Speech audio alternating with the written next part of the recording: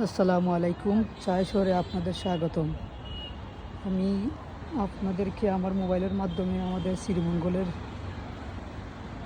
একটি top tower বিল্ডিংয়ের উপর থেকে শ্রীমঙ্গল শহরটাকে ক্যামেরার মাধ্যমে দেখাচ্ছি। দেখেন কত সুন্দর আমাদের শ্রীমঙ্গল শহরটা।